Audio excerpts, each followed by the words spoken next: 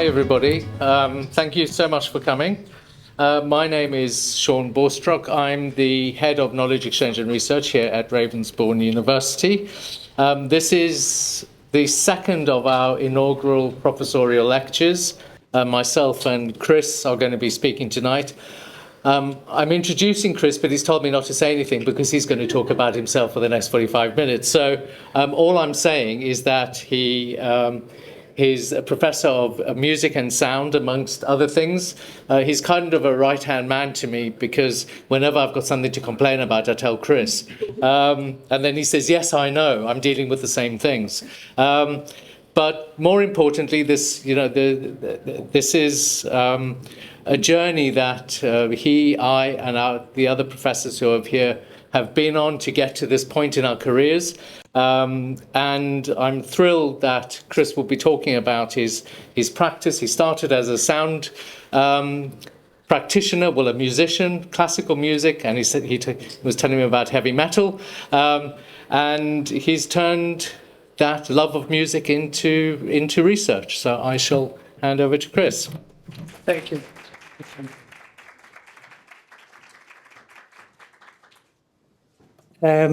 Thank you very much, Sean, for the introduction, and thanks to everybody who turned up today for our talks. I want also to kind of return the compliments and say that quite possibly without Sean's encouragement and support since he joined Ravensbourne, I wouldn't be here talking to you today. It was pivotal for me that somebody believed in what I was doing and that my contributions to the university actually would be significant enough to warrant me being here today. And also a lot of gratitude and sincere thanks to anybody. I see many faces in the audience. I won't start naming names because I'm afraid I'm going to miss out on some people, but thank you very much for being supportive with my frequent bursts of impatience and complaints. Okay, so I'll get on with it because I know we are kind of a little bit pressed for time today. I'll start by trying to justify why I'm going to be saying all these things about the far past, about myself, to you in the following 10 minutes. The reason is partially in the titles and partially in the professorial title that was allocated to me. My journey to being here today and doing the things I'm doing has been not very straightforward, mainly because of the complexity and the very many different interests I took in my early life. So hopefully it's going to make some sense, both the title and this title down here. So I'll start with the background. If I can change slides here. Okay. So, I will single out one word, which is the word unlikely that I put there. There are many reasons why I decided to use the word unlikely journey into immersive sound and media, but I'll start with the two most important ones. And the first one has to do with football. Since watching the World Cup on 1982, I kind of got really into football to the point where I was studying tactics, strategies, what people were doing there, which went way beyond kids my age would be doing at the point. And in the back of my head, I always had this secret dream that I will be somehow engaging with football in my professional life. My grandfather, at the time, was an executive in one of the bigger clubs in my country, in Greece. And while I thought that would be beneficial to me and he will help me, he did the exact opposite. He told my parents that he wouldn't accept me getting into football, mainly because of corruption and violence back then, all these elements associated with football. So this was a no-go zone for me at this stage. And now I'm going to the second part why it was unlikely. I was born into a classical music family. My father was a cello player, professional cello player, and he was pretty, dedicated to classical music, to the point where at home, when I was like a kid, I didn't have too much exposure on any type of music outside classical music and a few peripheral genres to classical music. And I started playing violin under the guidance of my father and then his friends and all that. But I'm saying unlikely because there was not much technology around and there were no elements of audio engineering, electronic music, anything related to that. So it was just classical music, some vinyl records, practicing violin and all that. Now, moving forward some years, in about 1986, I want to say, I went to a birthday party. The birthday boy brought his cousin, who was about 3-4 years older than us back then, and he came to the party with a pirate copied tape with some Iron Maiden songs. Hallowed Be Thy Name, Children of the Damned, all the big songs back then. Needless to say, when I kind of listened to the first few verses, I was hooked. I said, that's the type of thing for me. I was sold straight away, became a metalhead, spent the following 5-6 months just getting my hands to anything I could. And I remember it was 1986 because my first tape, kind of commercial tape that I bought from a shop was this one. I stepped into the shop and told them I want the latest Iron Maiden album. I didn't know who played there. I didn't know who they were, from where they were. I just bought it. Since that point, I kind of gravitated towards these three areas. So my life looked a little bit like that. In all the three different aspects that you see there, I was really dedicated. I kind of spent literally all of my time in one of these three things. And that lasted for a number of years. Still, apart from me learning the violin, there was no professional or career-oriented thoughts or aspects to that. I'll stop talking about Diego Maradona and football, and I'll focus on the music side from now on. So, when I was old enough that to be able to kind of have some money in my hands, I started saving money and I went out and bought my first electric bass. So I take the bass, go back home, try to practice. Then I realized I need a lot more than that, just the instrument to be able to play. And back then, mind you, there was no internet, there was no easy information how to do things. I was just sitting there in the room and say, how do you connect this thing? I was trying to connect it to my father's hi-fi. Obviously, nothing came out of it. So, doing some shopping around again, got my first amplifier, second-hand, started playing properly, bass. But it didn't sound like Iron Maiden or anything I heard on the records. So I started learning by trial and error that I needed more equipment, more technology. I got a little selection of pedals and mixers and all that, trying to fix my sound, started sounding a little bit better. And at some point, I became a little bit of a celebrity in my neighborhood because not many people had something that sounded like that. So I became popular as a bass player. I didn't know how to play bass that well, but I was the only one with all that, and I knew the basics. So, apart from my heavy metal aspirations, I started being sought after for joining other bands. People who didn't have a bass player were coming to me to play in blues bands, rock bands, all sorts of things. So I started kind of becoming a little bit of a session musician, informally. I didn't make any money back then, but I knew what I was doing, and slowly I was getting into that space.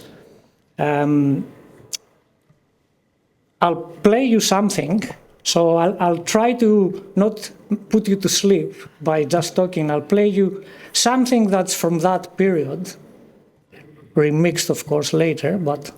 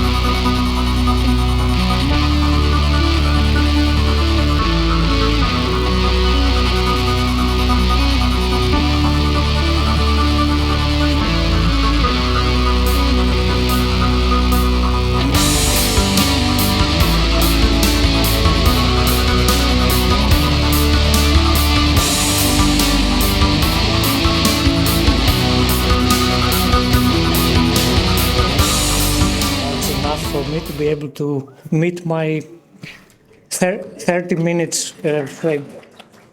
I know it's not good enough, but I just wanted to show you the stuff I was doing back then.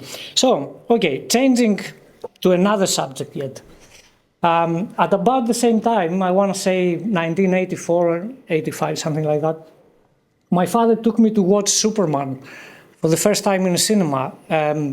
Of course, I was watching movies and stuff at home, but being in the cinema with the sound systems, with a huge screen and all that, that was a new thing for me. And then I said, okay, this is another big thing. I knew it from the very first moment that this is another big thing in my life. Then I started asking. Of course, I was not old enough to be going on my own to the cinema. So I asked him, and he took me grudgingly to watch Jaws later.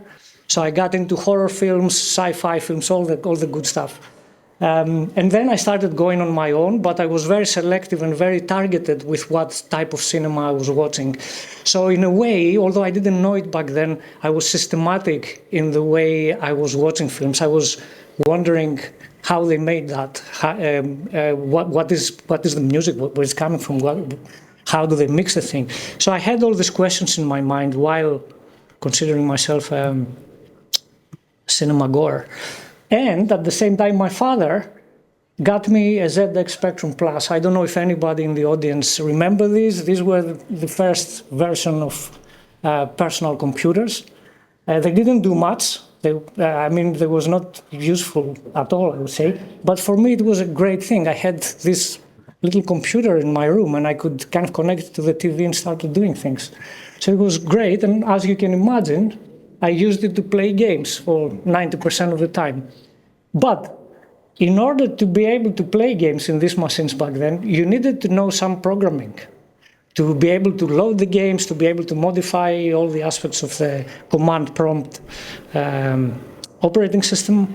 So I started, without taking a particular interest, I started learning how to code in BASIC. And couple of years down the line, I kind of realized that coding is a thing that was on demand back then, and something I can do, and there were not many people who were doing that back then. So I kind of, again, found some novelty there, and I said, okay, I can study that and start making some money on software and technology while doing my music and cinema and games and all the other stuff on the side. So I started funding my musical bit, audio bit, by programming. So that lasted for quite a while. So I was, let's say, okay, important thing to point out here. I was coding, but only for databases back then, and nothing to do with media. There was no creativity, nothing of that nature. So I was at work. I was just a database programmer. So I hadn't connected yet the programming with creative media and what I was about to do next. As you can imagine, by that time I had something looking like that. That's not my studio, but it's pretty close. It looked a little bit like that. And it was around 1995 when all this background from the programming side and the technology side, I was finally able to bring it into the studio. Because it was the time when the first sound cards, affordable sound cards and hardware came in to connect your audio and music studio to a computer. I got some primitive system in place like this, and then I became a real celebrity in the region I was living. Because then I had, although it was just a little home studio, not many people had that and knew how to operate. So people started coming, friends and through word of mouth, to either get some advice on how to set up for their studios and their work, or they were coming to be recorded. So I had like musicians coming to my bedroom basically and then recording them, and then they started paying me some money here and there. And that was when I realized that what I've been doing all these years it has a name, and it's a job, and it's something that people look for. And that was the audio engineering side. Also, what's important from here is two things. The first one is that I didn't just get musicians. I started getting people from audiovisual media. I got animators, I got people doing like short films, commercials, coming and saying, hey, can you help us with the soundtrack? So then it clicked on me that I can work in a space where I'm close to cinema and games and all that without necessarily being the audience. I could be the producer behind the scenes. So that was the period of time where I started considering myself I'm doing some sort of, I didn't have a name for it, but some sort of audio and music related production work. And the second thing I wanted to state here was that because of all this relationship of the studio now with software and digital technology, I started bringing in electronic music elements to what I was doing. And so that was the early stages of my experimentation with sound. Up to that point, I was doing like what everybody else was doing. At this point, I was in a privileged position because I could start mixing style, genres, editing in weird ways, doing experimental stuff with my audio work. So roughly my life looked like that at this point. And why I have it laid down like this is because all of these things still, although I had some elements that I was trying to connect, they were separate threads in my life. There was no unified concept of it or type of work that I produced that connected many of these bits. And then something seismic happened in my life, at least. I realized that there were commercial spatial audio and surround sound systems available, and they were affordable. I could pay, I don't know, in today's money, let's say £50 and get my own surround sound spatial audio system at home. So the moment I realized that and I saw it in the shops, I saved money again, went and bought one, obviously, and went back home, got to my studio, and then that's where the real start of my research interest started, because there was no way to connect this consumer-facing equipment to my production suite. They were incompatible. This one, the surround sound one, was for commercial purposes. It was just to plug in a game console or your computer and play a game, and the game will sound a little bit like surround. The characters will produce noises around you. But there was no way back then, unless you paid significant amount of money, of course, to start working from a production side in that type of format. Also, this format, nobody even knew that it existed. Even if I was able to produce things like that, there was no audience or interest. Okay, so this one, I consider it a super important point for me personally, because in order to find the answers of how people use these systems and how they produce for this type of systems, I ended up at the University of York to do a postgraduate studies specifically in music technology. And that's where I met the late Dave Mallam, a great, I don't know if anybody in the audience know about Dave Mallam, but he's really a legend. And I didn't know that when I went there and joined the university, but he's a real pioneer in spatial audio. And I was super lucky to bump into him. So the flip side of that is that Dave was very demanding. So he pushed us really a lot. I didn't expect that. I thought I'll go to do my postgraduate studies, and then I get some answers on how to connect the systems, and I'll go back to making my music. And then I started realizing that is hard work, and it's a lot to learn and very in-depth. And some of the stuff I was doing back then, some of the stuff Dave pushed me to do back then was things like that. He started introducing me to experimental hardware and software prototyping, and he introduced me to the ideas that being in a university at this level, I need to start thinking about not not about how existing equipment works, but how I create things that haven't been designed yet.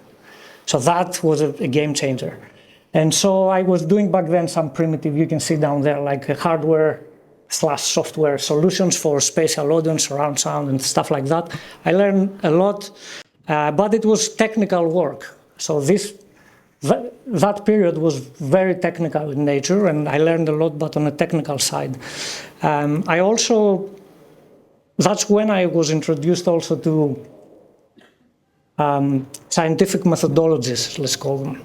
So I had no concept of that before, but while I was at York, I started looking at how people in the creative media space, or musicians or audio people, can still use quantitative methods and kind of what we call serious scientific inquiry to answer their own questions. So I didn't know that back then. And so that was another thing that kind of was new to me, and I was really into it. But when I left that, I started also publishing back then, but kind of very primitive stuff, a few articles here and there. But when I finished with the studies, I felt like while I was technically confident that I had what I wanted, I felt like I didn't get enough in terms of the conceptual aspect. So, okay, I know how to do things, but I didn't feel confident enough that I had the concept of how we use the 3D immersive audio space. What is the purpose of using it? Why don't we stick to the old systems and all that? Long story short, I returned back again in York in a different department, and I studied another master's, an MA this time, in sound for film, media, games, which was not that technical and looked at all these other aspects of creative work, let's say.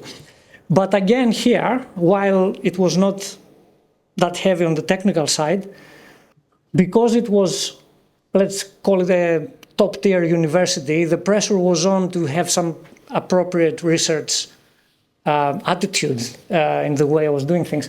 So then I started looking at, let's call it research that had to do with perception, how we make our work meaningful to people. What do the audiences feel about it?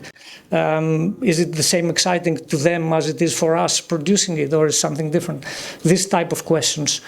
And I really got deep into the rabbit hole there, and I had already changed completely directions even without me realizing back then, because I ended up staying for another 4 or 5 years doing a PhD on one aspect of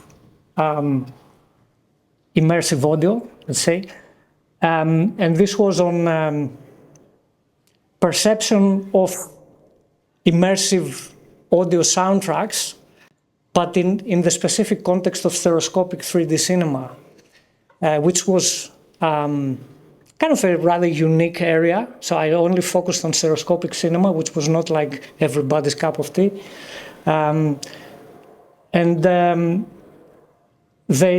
The thing that is important about this particular slide is that in order for me to be able to do my experimentation and my tests and all that, I learned a lot about visual composition and depth in visual imagery, stereoscopy versus monoscopic use and all that. And I started editing as well, audio-visual media.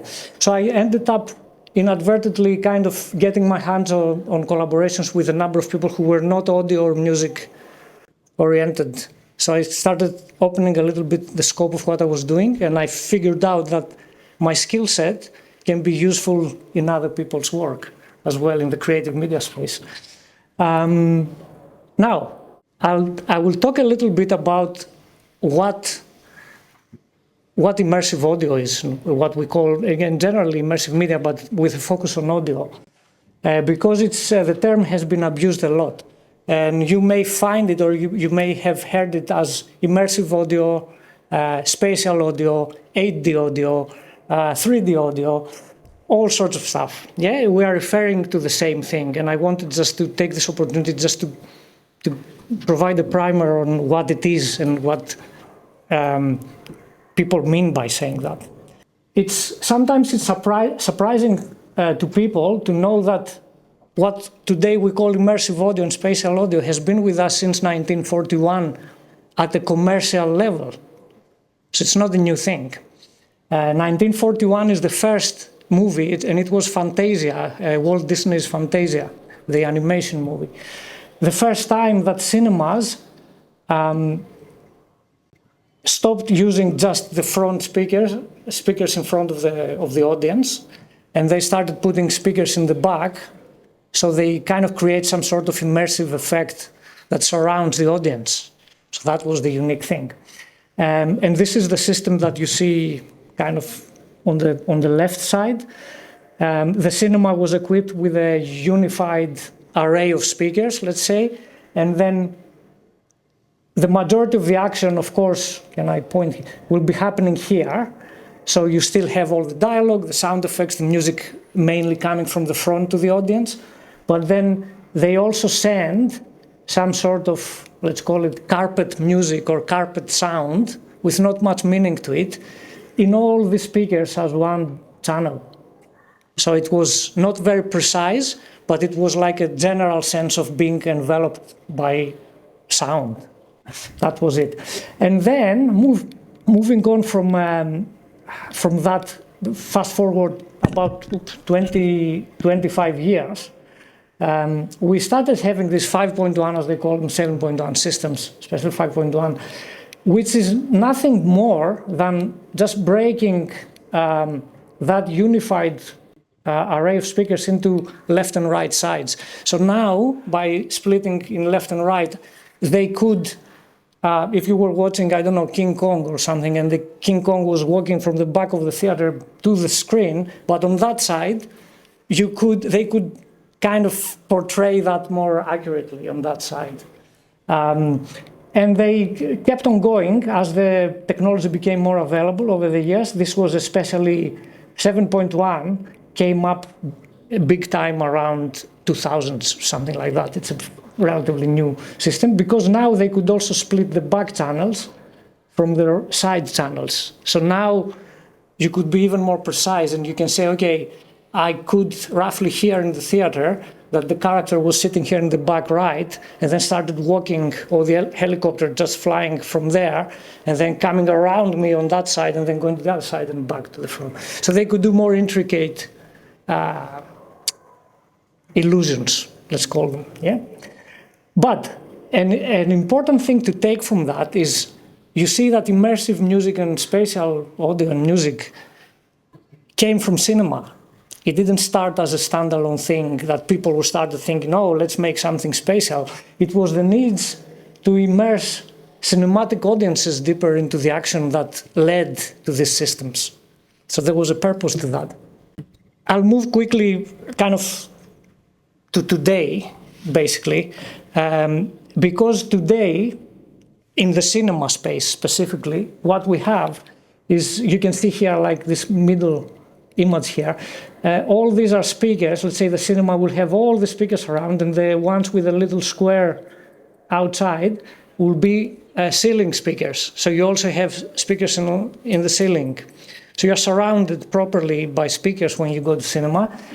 And the big breakthrough came from a very specific thing that I will try to show you.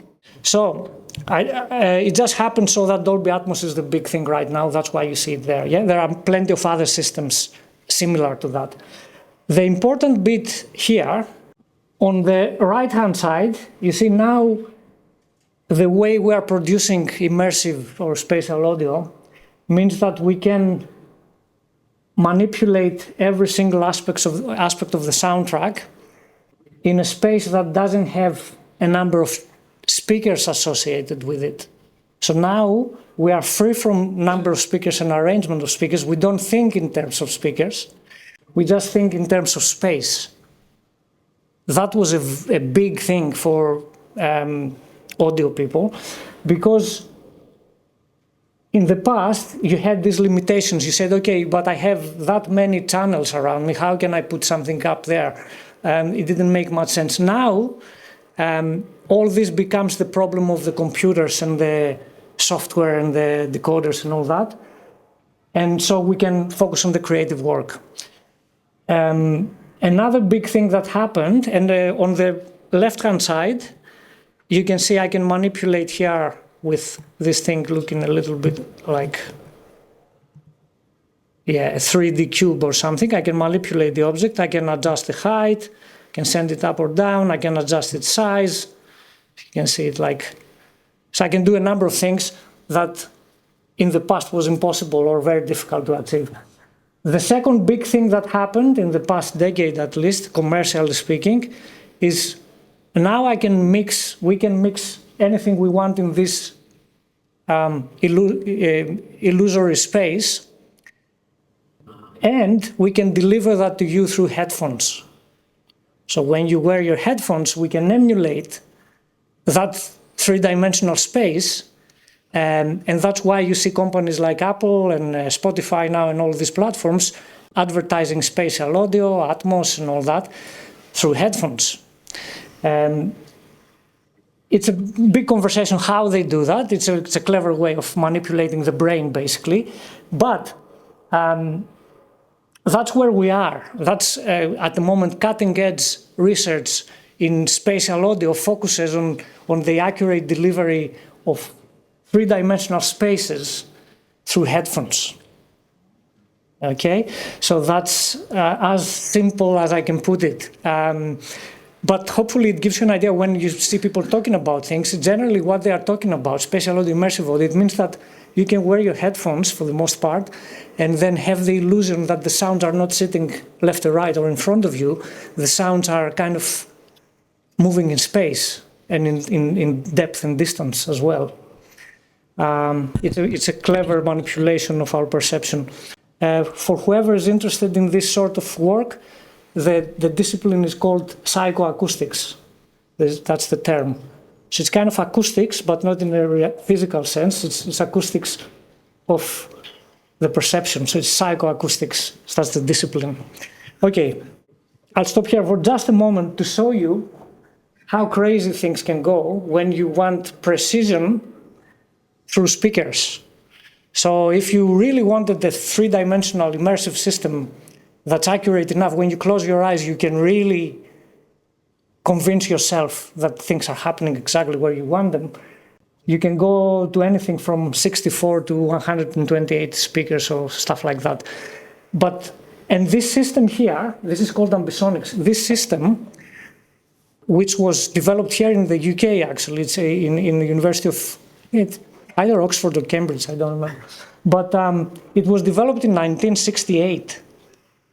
They had the mathematics and the physics and everything down in 1968.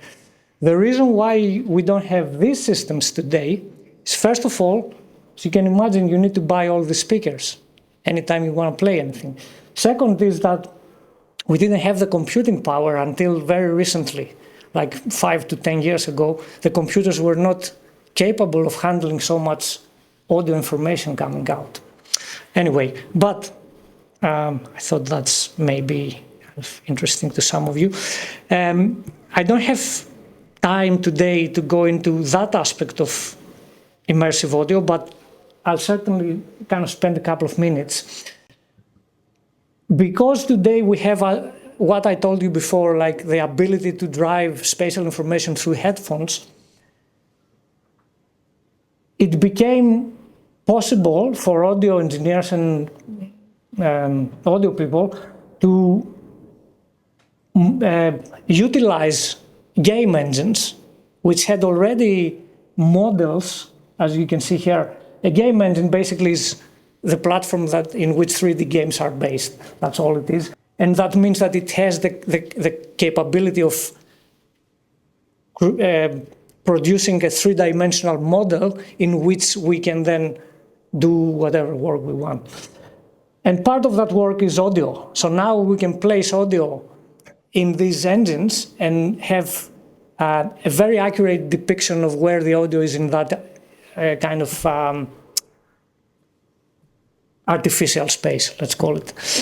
So a lot of the work right now in terms of spatial audio is happening either in game engines or systems that are associated with game engines. So specialist software that allow you to go to the world of game designers and manipulate the audio for your own purposes. So a lot of the work is done there now. A good example to give you about that is if whenever you wear a VR headset, for instance, and you turn your head around and you see all these 3D graphics, you will notice that the audio is also turning with that. And that's what I'm trying to describe here. Somebody sat down and decided in that world you are inhabiting where the audio objects will be, how they're going to be behaving and all that. Okay, so what's happening today and what work I'm involved in the past 10 years, let's say. I'm not going to spend too much time talking about publications and all that more traditional, let's call it research. I've been active in that area, not as much as I would like, but certainly it's a part of what I'm doing. I've been trying also to find time to go back to what led me here, which is experimentation with music and sound. And if I can take a couple of minutes to play you something here. One of the things that I've been doing for about, 7, 8, perhaps more, like 8, 9 years now, is I try to take existing pieces, and in particular classical music pieces, and limit myself. In what sense? I impose the rule to myself that I can't touch the original score. So basically the piece needs to be exactly as the composer wrote it. I couldn't touch any note, I couldn't change anything really. So that was my challenge that I put to myself. But I gave myself then the freedom to do anything else I can with manipulating the sound, anything I wanted, as long as I respect that original score. So it's not like anything novel or very groundbreaking, but it was my way of limiting myself and exploring like what I can do with my audio production skills without going crazy and changing everything. I'm gonna try to play something of an original piece first.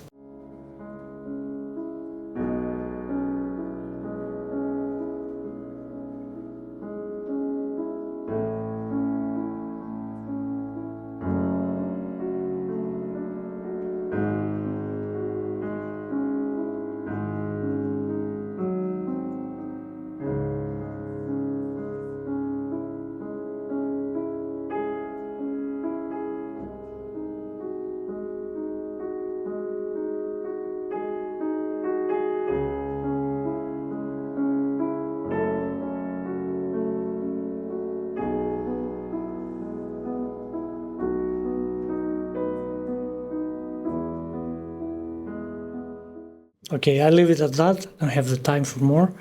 And then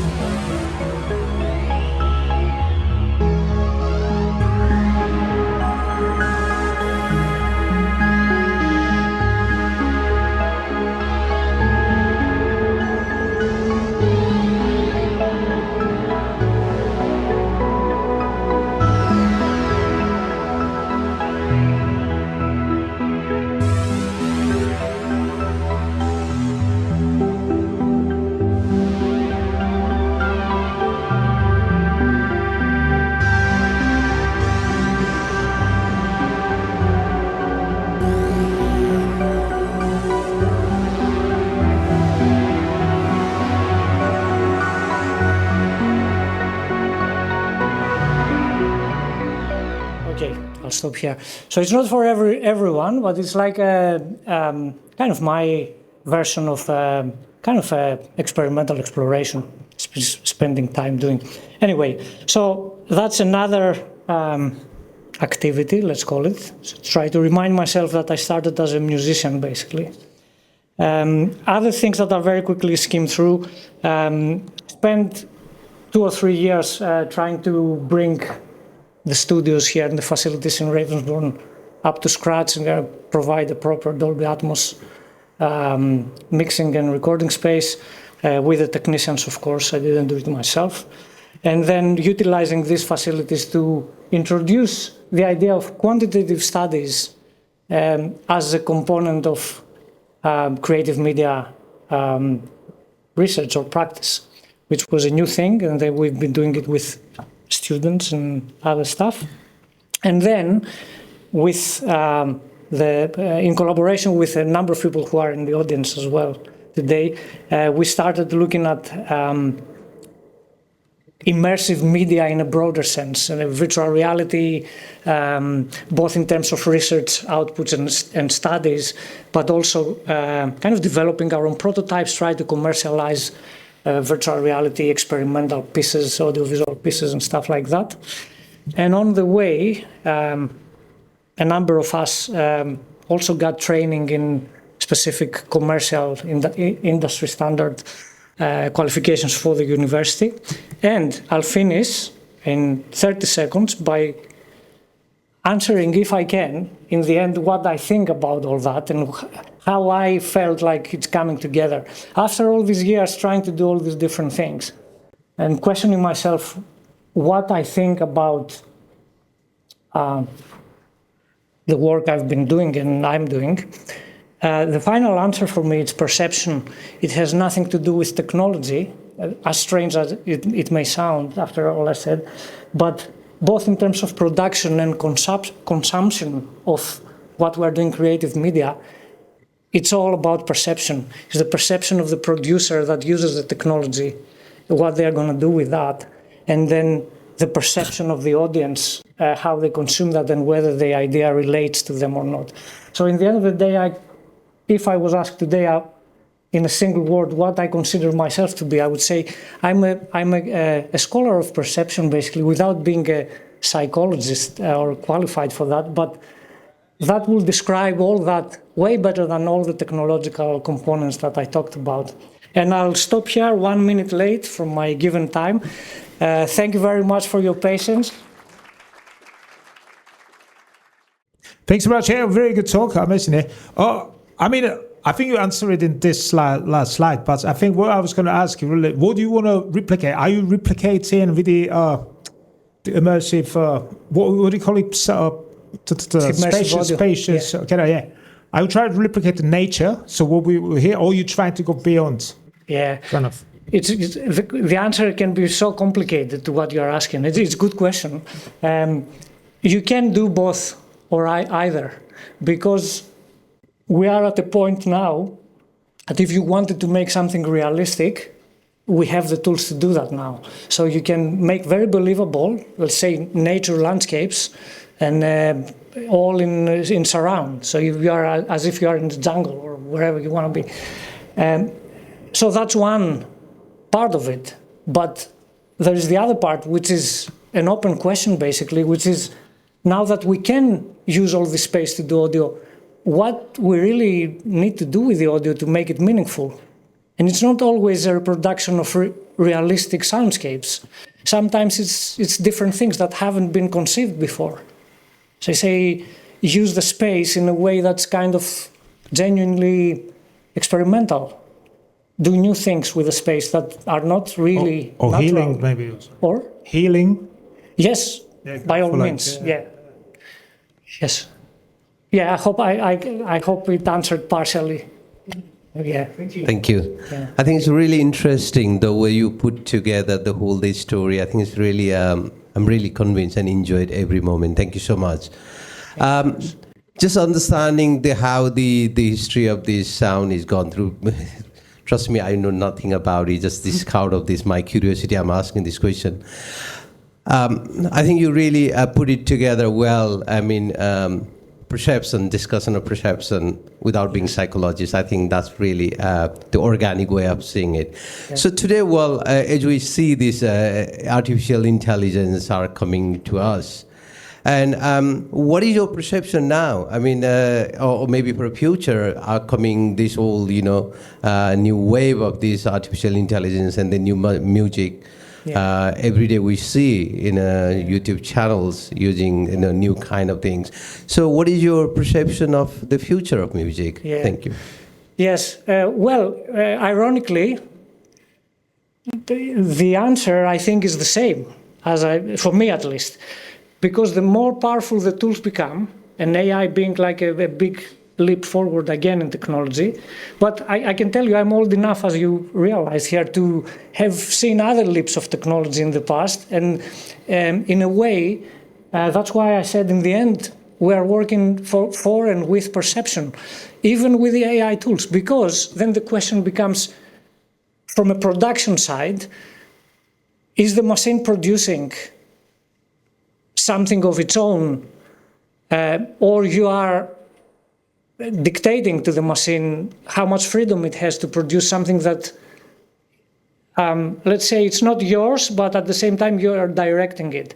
So that's a nuance that has to do with that. But also, are you using the machine to create content for you to consume, rather than you as a producer? So I found myself many times generating AI music lately, and I listen back and I enjoy it. I drink my tea and then I listen back to the music it generates. So I'm becoming a consumer of the music I'm creating at the same time, but it's again about perception. What does this tell me? How I enjoy that or not enjoy that? And the same on the production side. Do I still enjoy making my own music, even if it's not as good as the AI or polished as the AI tool will give me? Yes, I do. And other people will appreciate that as well. I can tell them, look, I made this piece, and then that's what it sounds like, and there will be an audience still for that.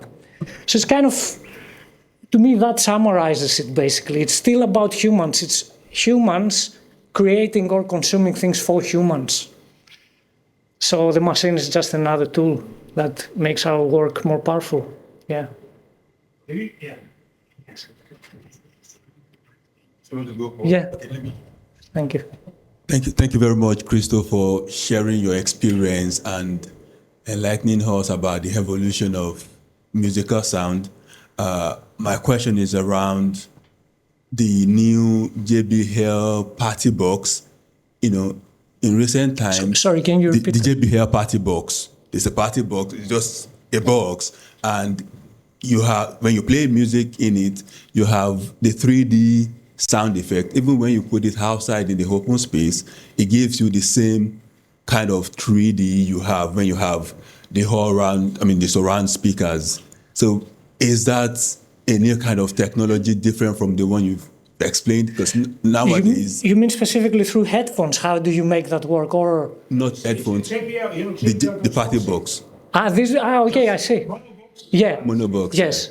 Well, there are a number of technologies nowadays. They can play with your perception. These boxes plus, the bars, like the Dolby Atmos bars that you see kind of sold out for home theaters and stuff like that. Many of them have reached a point now that they can use the acoustics of your own space. So you put that in this space, for instance, it's going to scan around to kind of make a map of what is happening around it, and then it's going to start pointing sounds to different angles to fool you that the sounds are coming from other positions. So you have just this bar, for instance, and it bounces the sound off this wall and the back wall, and the sound is hitting you from the back. But all you hear is like a targeted reflection of audio.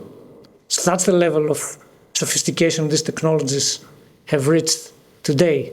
I don't know if am I off topic, or was the question about these things? You partly answered my question. Yeah.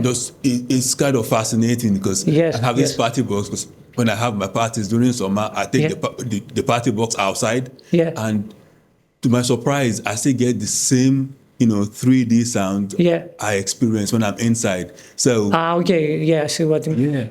I mean, I don't know. I mean, what they are doing at the moment, I can't even follow them, to be honest with you. You need to check every single device that's coming out the technology behind it and the way it works, the principles, to understand how they try to manipulate it. But there are, again, you go back to what I said about psychoacoustics. Yeah. That's the science and the field of science that relates with all that. Thank you very much. Yeah, thank you. Yeah. Okay. Yeah, one last question, please, and then First of all, thank you for your amazing journey story. It was inspirable. I have one question regarding sound systems. Yes. Can we make a 3D tiny speakers, but that should not touch our ears, like headphones and earphones, but that produce private audio zone? Sorry, can you repeat that, please? So if we have, Can we make a small tiny 3D speaker? To create a small 3D speaker, yes? But not headphones or earphones that touch our ears. It should produce from far from ear. But that should give sound experience like headphones, private zone audio. Is the question about whether we can do this thing? We can make that? Yes. Well, the answer is, in a way, it's yes. And also people have been doing that, even at the commercial level. Because what you are referring to as tiny speakers, and we place them somewhere very specifically, is that what you're saying, yeah? Yes, to create these effects. There are headphones in the market right now that when you buy them, you can actually let them calibrate themselves. And what they do is they kind of adapt things like their filtering and the angles and even physically sometimes how they sit in the air to tailor that to your own particular shape of ears and head and all that. So they are customizing that already, but very tiny headphones won't be able to necessarily produce the bass frequencies. So you will end up with something that's kind of tiny, like a little flies playing music. Similar like that, but my question is, should not touch physically in ear. Yeah. Like if we put speakers in our shoulders or any nearby head, that should produce private audio. Yes. Well, some people are researching that. They have like bass vests and then specialty little tiny speakers that are calibrated and all that, and they try to create that more immersive, personalized system. Yeah. Okay. Thank you. Yeah. Thank you. Okay. Thank you very much, everybody. It's been a pleasure. Thank you.